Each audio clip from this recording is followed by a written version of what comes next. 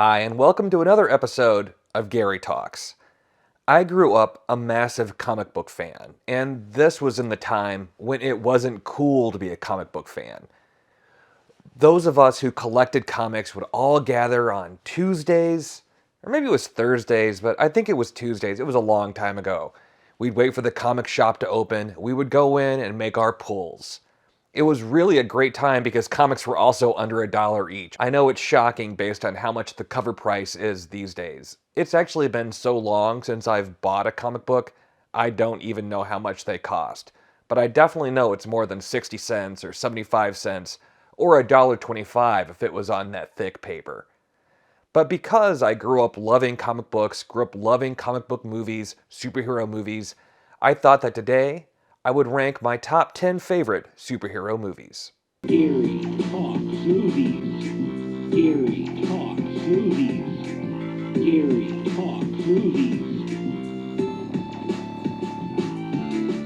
If you had told me when I was a teenager that one day there would be something called superhero movie fatigue, I would have thought you were nuts. Superhero movies were so few and far between. When they came out, they were low budget, usually not very good, and a lot of times they didn't even want to be a superhero movie. Even when things started coming out as a superhero type story, they didn't want to have them in the flashy costumes. They wanted it to look maybe like just an action movie that maybe people had powers. So the fact that now there are so many that we just don't want to watch them is mind-blowing. So it was kind of hard to come up with the top 10. There were easily 20, 25 that I think are really, really good, but I can't have a 45-minute episode of Gary Talks. So I went ahead and chopped it down to 10 movies. My number 10 movie is one that I was not familiar with in the least when the movie came out. Yes, I did collect comics. There were a ton I read, but this was one that just slipped through the cracks or I don't know what. And I wasn't the only one, because nobody really knew about the Guardians of the Galaxy. Remember when we all heard that Marvel was releasing a movie with a talking raccoon, a giant tree thing, and Andy from Parks and Rec as the star? A lot of us thought that, well, that was probably that for Marvel, but it had been a good run. I still went to see it because at that time, every Marvel movie was a must-see on the big screen, and I was shell-shocked at how much I enjoyed it. It was probably the most fun I had had at a movie in a long time. The classic rock Needle Drop soundtrack was still new to the MCU, and it worked great, and each character was perfectly cast. Ronan the Accuser might not have been the greatest villain, but you also couldn't have a Thanos-level bad guy get defeated by a dance-off. Guardians of the Galaxy was certainly the movie that really kicked the MCU into high gear as it headed towards Infinity War.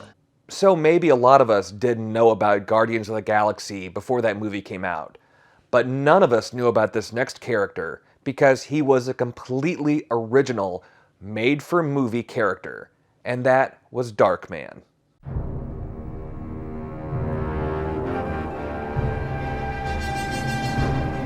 Back in the days of renting VHS, the video store would often have a box of posters that you could grab one for free if you rented a movie. I had these all over my bedroom, and half the time I just grabbed whatever poster looked cool, even if I had never heard of the movie. This was the case with the poster for Darkman. I had never heard of the movie, but the poster looked cool. It was only after I had it on my wall that I saw it was directed by Sam Raimi. Hey, I recognize that name. He made the awesome Evil Dead 2 that I watched often. So I found the movie and rented it, and holy cow, it was awesome. It had an unknown Liam Neeson, a fairly unknown Frances McDormand. Really, the only person I recognized was Benny from LA Law. But this was a completely different Larry Drake, as Durant was a vicious bad guy who cut off the fingers of his victims. Basically, bad guys blow up a scientist's lab with him in it. But instead of killing him, it causes him to be badly burned, and he loses all of the nerves that let him know he is in pain.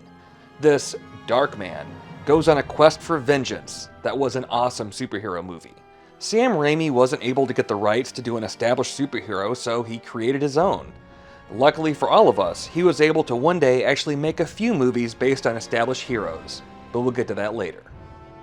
Number 8 is the most recent movie on my list, and for me is pretty much the pinnacle of the superhero movies of the past few years. Avengers: Infinity War.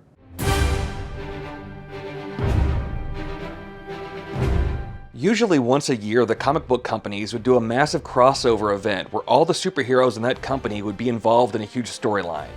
My all-time favorite was DC's Crisis on Infinite Earths. That was the series that got me into comic books. But Marvel also had quite a few great ones. What made me love Infinity War is that this movie gave me the same feeling as reading those mega events. You'd get to see heroes interact that you never saw before. And while we saw heroes of the MCU interact in other movies, this was the first time that we had the Guardians interacting with Doctor Strange and Spider-Man and Iron Man. I loved the story of Infinity War, and while Endgame had the great Avengers Assemble moment with Cap and Thor's hammer, probably the greatest moment in all of MCU history, it also had its share of problems. Infinity War didn't have those problems, and it had the darkest ending of any superhero movie ever. I loved it, and I think this movie will probably continue to rise in my rankings over time. As I was putting this list together, I saw, and you'll see as we continue on, that there are a lot of number 2 movies that made the list. And I think why that is I'm sick to death of the origin movie. I personally already knew the origin of Peter Parker or Clark Kent, or I knew all these stories, and it's not just me, because anyone who has ever seen one movie has seen all the origin movies. We get it. So I'm usually glad when we get that origin movie out of the way, usually the first villain that's not that great out of the way, we move into number 2 where we get to have a pure superhero movie. And that's the case with my next movie, Superman 2.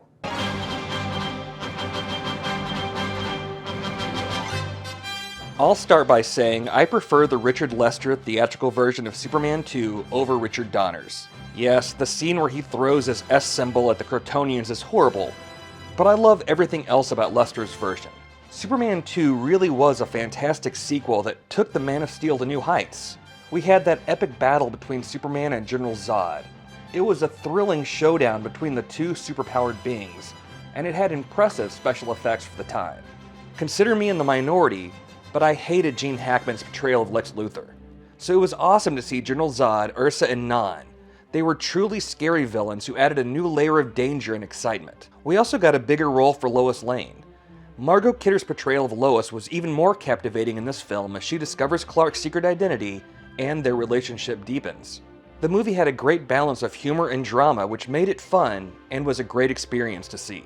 And Superman giving up his powers for Lois, and then he gets his ass kicked by a trucker, leads to that payoff when he gets his powers back, both confronting the trucker as well as that kick-ass "General, would you care to step outside" scene. Overall, Superman 2 was a fantastic sequel that built upon the foundation of the first film and delivered an unforgettable cinematic experience. And let's not forget to mention John Williams' score, the greatest superhero theme ever. Continuing on with the theme of the sequel that was actually better than the origin movie, comes number 6 on my list, X2.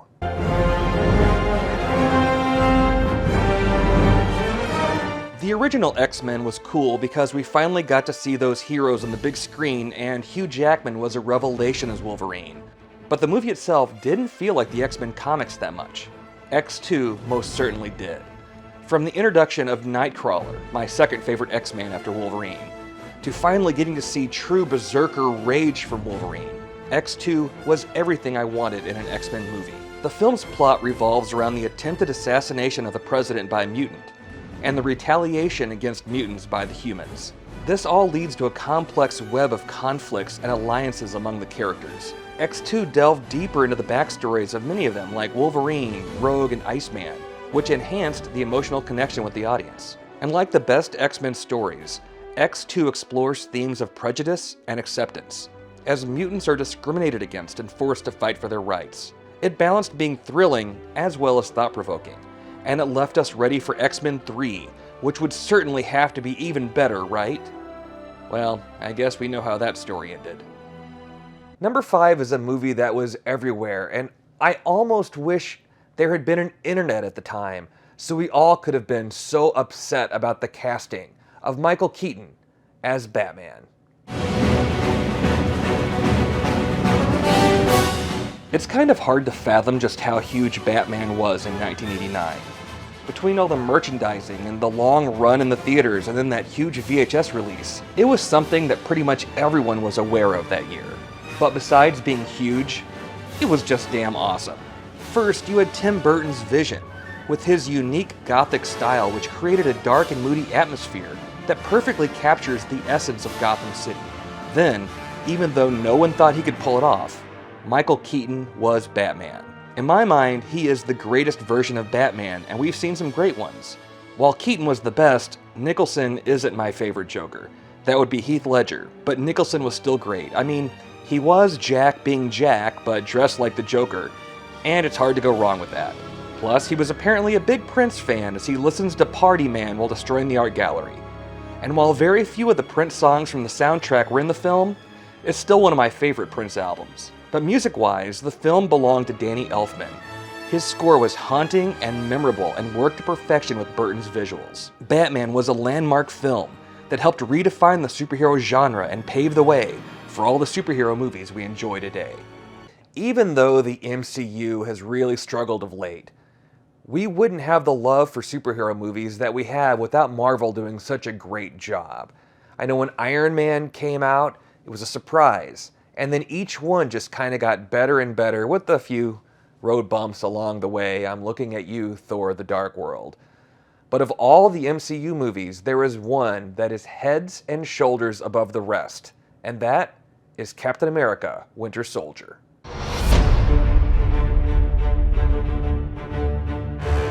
I think it was Spider-Man's Clone Saga that pretty much killed comic books for me for a really long time, and I sort of lost interest. Plus, I was graduating college and had to focus on real-world stuff for a while. Down the road, I heard that Bucky, one of the very few comic book characters that seemed as if he would never come back to life, was back. And not only was he back, he was a villain? I had to start tracking down the Brubaker Winter Soldier stories, and even though it didn't get me fully back into collecting, I had to track down the entire storyline and kept up to date with them for a long time. And Captain America: Winter Soldier perfectly captures the feel of those books, but also has a cool 70s political thriller vibe, probably due in part to the great Robert Redford. I saw Winter Soldier 3 times in the theater, which was the most of any MCU movie except for Endgame. It was a well-crafted film with a strong storyline that kept the audience engaged. The plot was intriguing and had a perfect blend of action, drama, and suspense. The movie also introduced new characters like Winter Soldier and Falcon, and that kept the audience excited for the future. Secondly, the film had a strong emotional core, exploring themes of friendship, loyalty, and sacrifice. The relationship between Steve and Bucky resonated with the audience, making the movie more than just another action-packed superhero flick. Thirdly, the movie's themes and political undertones made it relevant and thought-provoking. It touched on issues of surveillance, security, and the role of government in our lives. This made the movie more than just a piece of entertainment, but also a conversation starter. And finally, the movie's stunning action sequences, fights, and visual effects were a treat to watch. The fights were well choreographed, and those special effects were top-notch, making the movie a visual spectacle. It's a benchmark that I doubt the MCU will hit again. And now for my top 3. All 3 of these movies, at one point or another, was definitely my favorite comic book movie of all time. Some have kind of gone down over time or gotten better to me over time, but I love all 3. And number 3, again, as I was saying about sequels I liked better than the origin movie, is Spider-Man 2. X-Men might have come out prior and started making superhero movies cool again, but it was Sam Raimi's Spider-Man that first truly captured the magic of a comic book on the big screen. And as much as I enjoyed Spider-Man, Spider-Man 2 was a thing of beauty. And I'm not the only one to think so. For a long time, it was regarded as the greatest superhero movie ever made. The film features an engaging storyline, strong performances, and exciting action sequences.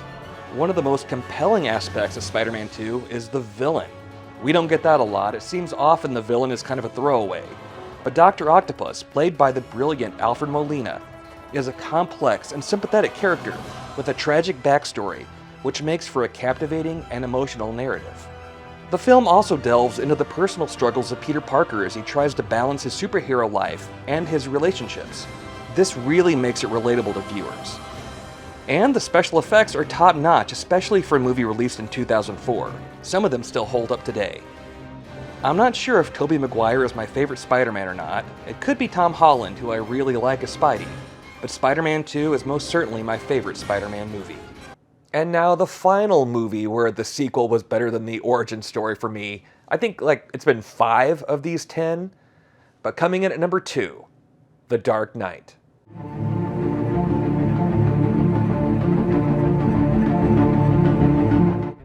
I have to be honest, don't hate me. Batman Begins did not blow me away. I didn't even see it on the big screen as I still had hurt feelings about Batman and Robin, and I just really didn't want to see another Batman that wasn't Michael Keaton. I bought it on DVD when it came out and thought it was okay, right until the very end. That tease of the Joker, though, made me sit up, and I was suddenly excited for the sequel. Then it was announced that the dude from 10 Things I Hate About You was going to be the Joker, and he just seemed too damn pretty. Maybe my initial thoughts about Nolan's Batman movies were going to be right. Then I went to see The Dark Knight in IMAX. From that opening bank robbery scene, I sat with my jaw on the floor. This was a masterpiece. Christian Bale was a better Batman here, and I'm always a sucker for Harvey Dent and Two-Face. But the movie completely belonged to Heath Ledger's Joker. He was magnetic on screen. So much so that when he wasn't around, I would sit and anxiously await his next time on screen. The word iconic gets thrown around a lot, but this Joker was iconic and is my favorite supervillain performance in any movie. I'm usually not a fan when comic book and superhero movies are made so that they look like they belong in the real world. I like the more fanciful, non-realistic things, but not Schumacher non-realistic. But Nolan really nailed this real-world Batman. If only Dark Knight Rises had measured up to this movie, but it was pretty much too high of a bar for any movie to clear. And now my favorite superhero movie of all time. Now those of you who are still watching, you have your little list. You're trying to think, okay, well, it can't be an MCU movie because he already said Winter Soldier was his favorite MCU movie. And it can't be a sequel because he said Dark Knight was his favorite number 2 movie. So it must be an origin movie, but it's not an MCU movie. What could it be? Oh, could it be the original Superman? Oh, maybe it's that one. Or what about the Eric Bana Hulk? Could it be that one? No.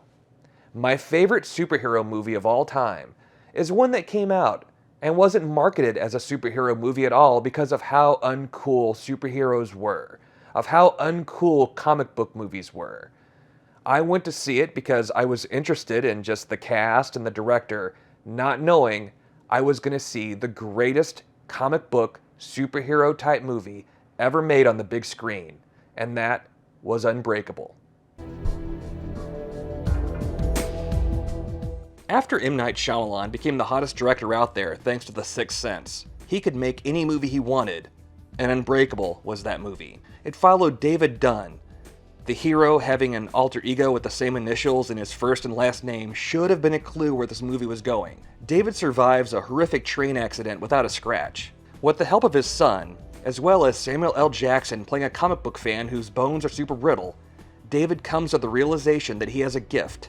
The gift of invulnerability and super strength. The plot takes its own time to reveal that we are seeing a superhero origin story.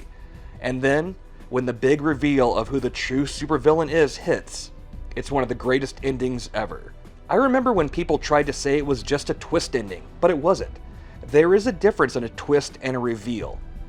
I couldn't wait for a sequel to Unbreakable, but it seemed like we were never going to get one. Until David Dunn shows up in Split, another brilliant movie. And then it was announced we'd finally get the sequel in Glass, which I hated, but that's for another list. As it stands right now though, Unbreakable is simply the greatest superhero movie ever put on film. What do you guys think? Do you agree with me? Disagree? What did I leave out? What should I have ranked higher? What should I have ranked lower? What shouldn't have been on this list at all? Be sure and let me know. And next week, I'm going to talk about the TV shows that really ended up shitting the bed. You don't know what that means? Tune in next week and see. See you then. Gary Talks Movies. Gary Talks Movies. Gary Talks Movies.